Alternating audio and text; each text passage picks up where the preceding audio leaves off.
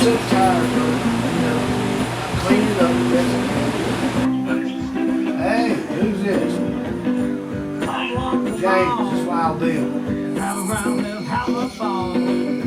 And, then I worked for Brian Setzer of Stray Cats, and he was not in the Stray Cats band then. He was by himself.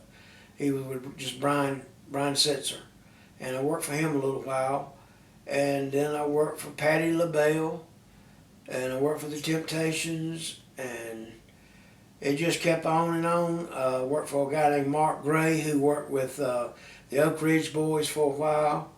It just seemed like it was one after another, you know. About 30 years of it, over 30 years of driving entertainers.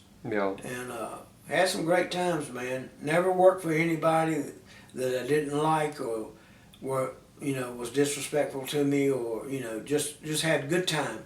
And all of them were nice and kind to me. And I ended up working with a guy named Paul Young, and I remember they told me to pick him up in Newark, New Jersey, at the airport, and I had some glasses on the bus that were about that thick, and some, real thick glasses. Mm-hmm.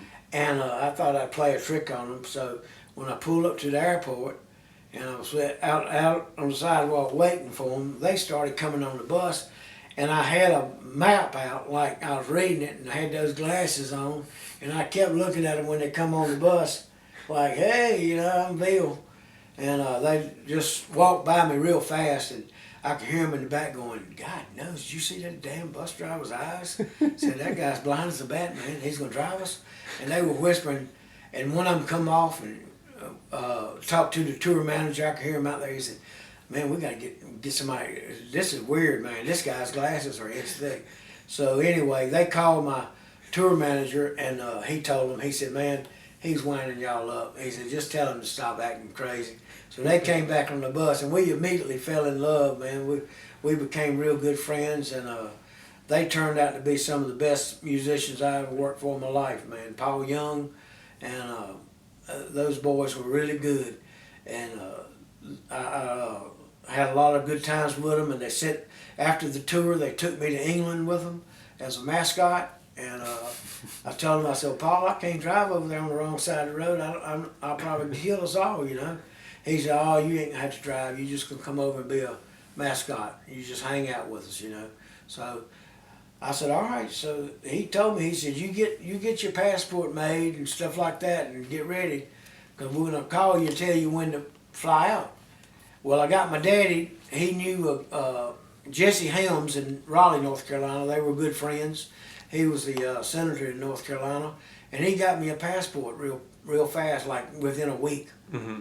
And they told me to meet in New Jersey, and that I would be flying with Richard Branson and his wife. You know who Richard Branson is? Yeah, Virgin. Yeah, and he had just bought a brand new 747, and we were gonna fly to London on it. And it was raining real hard, and you couldn't even see the jet out on the runway. It was sitting way out, not with all the rest of the commercial airlines, because it was private. Mm-hmm. And they finally put us on a shuttle bus and took us out there. And I remember getting off that shuttle bus and looking at it like, it reminded me of one of them blimps, them big blimps that they used to have in Germany. That's what it looked like. I'd never seen a plane that big. So anyway, I walked up that ladder, and we got in the top part of that 747. I was with Richard, his wife, and he had 2 children with him, a boy and a girl, I think, which were his, and maybe a couple more people. And Jed Doherty is the tour manager for Paul. He had lined all this up. They were real good friends, And I flew over to England in that 747 with Richard Branson. And there wasn't about, I bet, 20 people on the whole plane. And on takeoff, it got struck by lightning. Lightning hit that plane, and it flashed a flash of light through it. Well, I thought I'd done seen God. And they said on the radio that everything was okay. It didn't hurt anything, that we was continue the flight. I thought, oh my God, why don't we just land and check it out? But anyway, we flew on to England, and Mama cut out news article that Virgin Airlines takes off from New Jersey and gets struck by lightning on a maiden voyage, and she saved that for me when I got back.